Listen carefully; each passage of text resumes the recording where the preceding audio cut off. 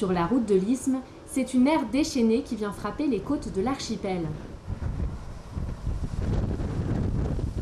Impossible de traverser le PK16, la chaussée est exposée au passage de l'eau qui projette rochers et autres débris sur le bitume.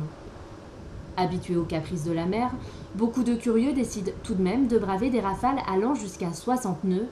Les tempêtes ne sont pas rares à Saint-Pierre-et-Miquelon, mais la hauteur des vagues et la puissance de la houle sont-elles assez exceptionnelles.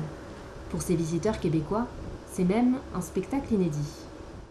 On est ici en vacances, on est venu vraiment se reposer, donc on est ici pour 2-3 semaines. Et là aujourd'hui on profite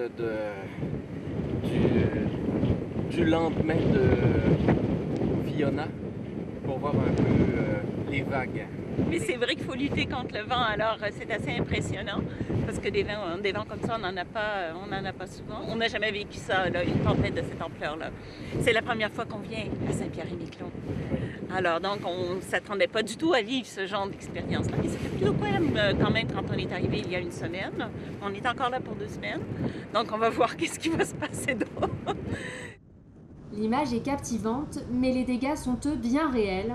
Derrière l'aéroport, quelques minutes ont suffi pour que la route des étangs se transforme en ruisseau. Dans la journée, de premières mesures se mettent donc en place. Les routes de l'Isthme et de Mirande, devenues complètement impraticables à la circulation, sont donc coupées. Un dispositif déployé par les services de l'État après constat sur place. Des blocs de plus de 100 kg entravent désormais la chaussée. Et malgré la marée basse, les vagues ne décolèrent pas. Ce matin a été constaté des dégâts qui sont apparus dans la matinée seulement. Vous avez la route de Mirande où il y a eu énormément de projections de blocs du PR4 jusqu'au PR7 qui a imposé une fermeture de la route. Et nous avons constaté la même chose du PR14 au PR17, le fameux PK16, tout autour du PK16, où il y a eu des passages de mer et des entraînements de la chaussée, ainsi que des projections de blocs, donc, qui imposent une fermeture temporaire. Pour le moment, compte tenu des vents forts, etc., on n'a pas pu mettre de panneaux, bien évidemment. On a dû mettre des engins pour qu'ils soient bien visibles, équipés de cônes pour que ça soit visible aussi la nuit. Si la première phase de la tempête est derrière, la météo reste très agitée et de nouveaux dommages sont à prévoir.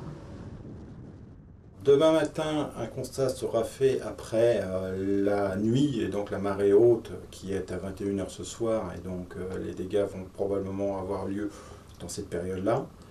Ensuite, un constat sera fait et ensuite on va tout de suite lancer un premier nettoyage dès ce dimanche, de façon à ce que tous les usagers puissent prendre le ferry au moins dimanche soir.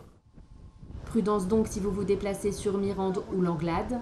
L'ouragan Fiona s'éloigne progressivement de l'archipel, mais il est bien décidé à se faire entendre cette nuit encore.